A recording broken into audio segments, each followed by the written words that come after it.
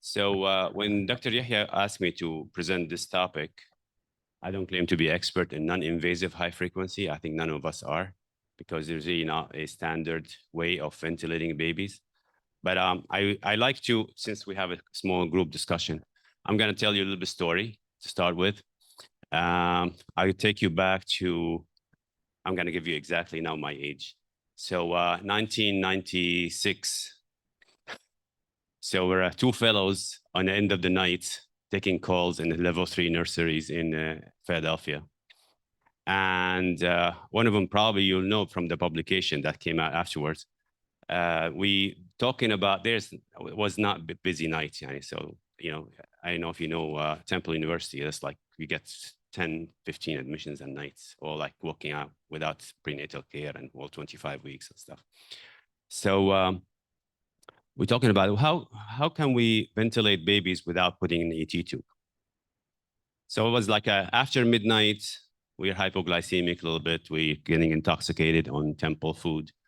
And it's like, and that other fellow is like, oh, can we just do nasal ventilation and put a ventilator on cycling mode? So we look at each other like this, and it's like, oh, we're crazy. And he's gonna perforate his abdomen. Bad things gonna happen. Ventilation have to be with the ET tube. That's in our mind in 1996. And we end that discussion, and everybody went into their own, practice. And my friend, actually, who was the other fellow, went ahead and practiced this or did a study in Albert Einstein Medical Center in Philadelphia, and he published the first paper on NIV-PC. So all we use NIV-PC, right? We do non-invasive ventilation. At that time, it was a crime like to do NIV-PC because nobody knew about NIV-PC. So if you go back to Journal Pediatrics, AAP journal, you see a paper, landmark paper by Dr. Muhammad Khalaf, who is the first one who described NIV-PC in the literature. So just my introduction. So how about NIV high frequency? We do a lot of non-invasive procedures since that time. We do non-invasive surfactant administration. We do NIV-PC, of course, like a standard of care. So why not NIV high frequency? So we go over my objectives for this next 20, 25 minutes. I'm going to introduce you to the high frequency. What's the difference in high frequency? Because when I talk to our fellows, we have a fellowship program, and not a lot of people understand the mechanics of the high frequency, how it works, and where they come from, and what's the difference between the different modes and stuff. So I'm going to introduce you a little bit of the different kind of high frequency. Then we'll talk about how you optimally use high frequency in an invasive mode, which is the current practice, what we use right now. What's the advantage of using it non-invasively versus what we're doing? And I will review some literature, some of them new, some of them a little bit old, and then maybe we'll come up with some ideas. So if somebody here into fellowship and maybe 4 years from now, 5 years from now, do a study, and then maybe it will become standard practice. So high frequency ventilation, that simple principle of it, we use very high speed or high frequency and a small tidal volume. So in theory, it should not work because you're using a tidal volume less than dead space. So if you're using the same mechanics of gas movement, and you move dead space air into and outside the lungs, you're not exchanging, gas. So that's kind of simple. But because the principle of gas movement in high frequency is different than the conventional ventilation, it will work. So we use constant descending airway pressure, which is pretty much similar or a little bit maybe higher than what we use in the conventional ventilation. And the aim is to reduce the ventilator-associated lung injury. Now, I don't know how much of you, many people like were practicing in 2000. Year 2000 came out where a lot of people thought that high frequency is like a key for the future to reduce lung injury. And we at that time, every small baby comes with like, less than 1 kilo. We put them initially on high frequency. And we use it as a initial mode, not as a rescue mode. Then it came back a very known study. It's called the Hi-Fi study, which showed that if you do this, you probably save the lungs from what's called VILI, which is the ventilator-induced lung injury, but at an expense of the brain. So they found that those babies have a lot of IVH.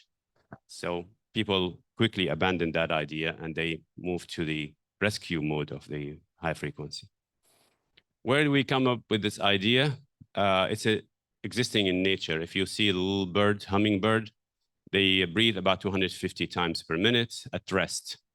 And their lungs are kind of designed that they can do that because they have a parabronchi access to the air. And they make them breathing in a non-tidal fashion. Anybody have a dog? Cat? Okay, dog, good.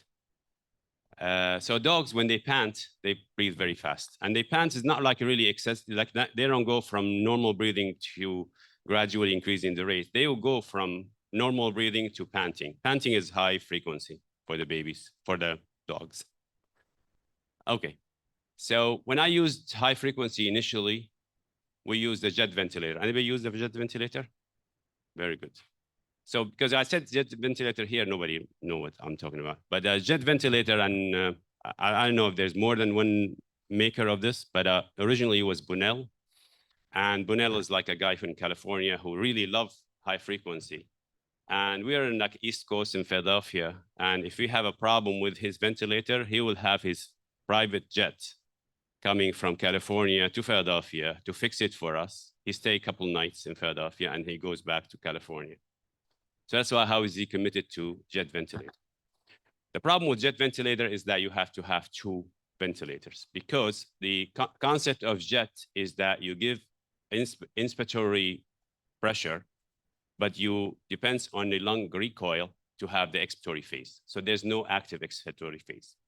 So that's kind of different than the machine that we use right now, which is high frequency oscillator, which is have active inspiration and active exhalation phase. So our currently used high frequency oscillator have a diaphragm or piston. I don't know you use Sensormedics, but Sensormedics have a piston. Other ones, they have a diaphragm, just kind of let you know. Have active exhalation, have a single control of mean error pressure. It's only use single device. The only problem with that machine is like it's very, first it's very powerful. You have to know what you're doing, where you use it. And second of those, it's very noisy. If you put it in a room with other babies, probably you should check the hearing at the endo for the other babies during that. High frequency jet, it's actually you have to use two ventilators because you don't have an active exhalation. You have to have a conventional attached to the jet and you run them together to give a sigh. So that's kind of like become very crowded around the baby space. So, but it's have some advantages of using it in some certain disease. So whatever ventilator we use, we have to understand two things. One, the lung mechanics, of course. Second is the mechanic of the ventilator that you're using. Because I've seen a lot of time when we do rounds in the morning and when baby on a high frequency, and I look at the numbers on the ventilator and no specific number. And I ask the fellows, what's this number means? They don't really know. So you have to understand, you don't have to have a degree in mechanical engineering to know, but you should know what's the mechanic of the ventilator before you use the ventilator. I have a friend who refused to have a respiratory therapist in their unit because they want the fellows to understand the ventilators. That's a quick way to understand ventilators. Okay, so for most part, we use it as a rescue.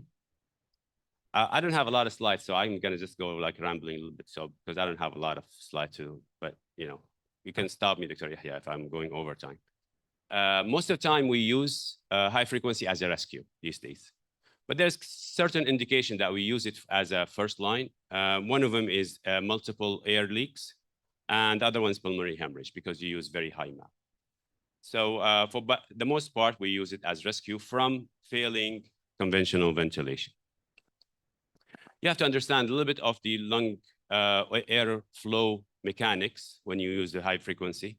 So we understand that this, it is a constant descending airway pressure, and you oscillate around up and down the mean. So, but there's some air principles that you make the machine work. So it's what's called radial mixing. Radial mixing is that when you have the spindle of air going in the air, it's not really bulk flow, it's a laminar flow. And you have a collateral ventilation where the alveoli that adjacent to each other, they share the pressure by communicating directly, not through the bronchioles. And you have the coaxial flow where the have the simultaneous movement of air in the center of your airway and simultaneously air moving out at the same time. And you have a pendule left ventilation, which is if you have a two alveoli difference in diameters, you have a different amplitude, depends on their time constant, which is the compliance with the resistance. So, this is just I was trained by somebody who is not really in medicine. He was a mechanical engineer when in Philadelphia, which is I did my publication with. So he published a lot of things about machine mechanics, but we don't, most of the time we don't understand the machine that we're using. So just a little bit about lung recruitment, because we try to put the baby on a ventilator and we think that the ventilator will just simultaneously or instantaneously open the lungs. But it's really a dynamic way that you recruit the lungs. So this is of course, a animal model. So if you use this lung with a PEEP of 0, and then you start increasing the PEEP to 4, and then to 10, and then to 20, and then to 30, and then 35, you probably reach the maximum around 35. And then you back off to 30, 20, 10, 4. So if you look at the 4 that we started with and the 4 that we end up with, you pretty much open the lungs with the same pressure, but now you have recruited the whole lung. And this is the concept I try to kind of teach the fellows, because when you put them on a ventilator, especially in a high frequency, you have to recruit the lungs. And if you don't recruit the lungs, it's not gonna work, and the baby will fail and say, oh, the ventilator did not work. But this is really something that we need to know. So when you look at the pressure volume, this is my favorite loop. And when you're looking at a ventilator, is the volume pressure loop. So when we work in the mean airway pressure, we go from closing pressure, which is the down, to the opening pressure, and we go up on the pressure grid into grid into Pmax. Pmax is like when you reach the pressure that you're not going to extend the lungs afterward at all. And that's kind of like where you see improvement in the oxygenation until you get to that point. Beyond that point, if you increase the pressure more, you're going to drop your oxygenation. Then you back off the pressure until you reach somewhere in the pressure curve in the deflation limb into where you are above the opening pressure and above the closing pressure. So you have to know what's the opening pressure and what's closing pressure, what optimal pressure to do lung recruitment. Otherwise, the high frequency will not work. So if you look at this point, using the same pressure, but you're going up and then you're going down and then using the same pressure ultimately, but you expanded the lung at that point fully. And then you kind of using a very low pressure to ventilate the lungs. You have to understand that when you use high frequency, there's a pressure damping. So whatever you do in oscillation in the ET tube is not going to reach the lung as the same. So you have a pressure damping. And then the pressure damping is affected by resistance, by compliance, by the frequency, and by the IE ratio. So IE ratio when some ventilators are fixed, but the newer ventilator are variable, and people don't really have a lot of clear understanding why we use 1:1 or 1:2.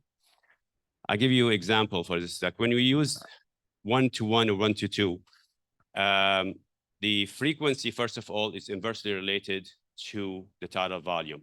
And this is not because the I time and E time. If you ask the manufacturer this, they will tell you it's really not I time and E time. This is just airway resistance part. When you go up on high frequency on the rate, you're creating more resistance if air movement in the airway, and you kind of decrease your tidal volume. And the more like you do, the less tidal volume you get if you have a 1-to-2 ratio than to 1-to-1 ratio. So if you really want to ventilate babies on a newer ventilator, you have to put them on 1-to-1 ratio. When they get better, you put into 1-to-2 ratio. This is just all the graphs that side by side, you know, the difference between high frequency jet, you don't have a exhalation phase. You have only positive phase. And the high frequency up and down. Okay, so that was this. So what's the current evidence? Evidence is that basically we're not sure that high frequency will work as a primary mode in RDS yet, but maybe in the future. We don't know if it's going to prevent chronic lung disease in the future. Maybe we'll find some other, but there's one new meta-analysis. I'll show you the result of it. Maybe disputing this point, maybe it will say high frequency can decrease your chronic lung disease. And we don't know if it's really using it as a first line mode. It will be supported by enough evidence at this point. So I don't know if you can see this, but these are like a meta-analysis that's published in Pediatric Research in 2022, which put all the studies that they compared high frequency to conventional. And they group them in 3 groups. One, they use high rate in conventional, one is low rate of conventional, and one they're not sure about what the rate of conventional. When you put them all side by side, you see that high frequency decrease the harmful effect of the ventilator on the chronic lung disease. So decrease the chronic lung disease occurrence. So this is maybe true. We'll need more studies to confirm this. We know that high frequency is, yeah, I'm pretty much done. So increase the CO2 removal. I use it in combination between conventional and high frequency when I'm stuck, either like I need to do high frequency, but I over ventilate the baby, or I cannot ventilate the baby even with a higher setting of high frequency. And some people are not comfortable with this, but it's really used and it's very useful. So when we ventilate babies, we need to understand the disease, understand the ventilator, and understand what's the effect of ventilator. So in the last 10 minutes, I'm going to be talking about what's available data for non-invasive high-frequency ventilation. So as I talk about, non-invasive ventilation will follow the same rule as like recruiting the lungs. So you have to recruit the lungs around the pressure, the volume pressure loop. And we have to make sure that you understand that CO2 removal will be very, very rapid. So you have to keep an eye on your CO2 in the babies and your DCO2 in the ventilator if it's measured DCO2, which is the minute ventilation.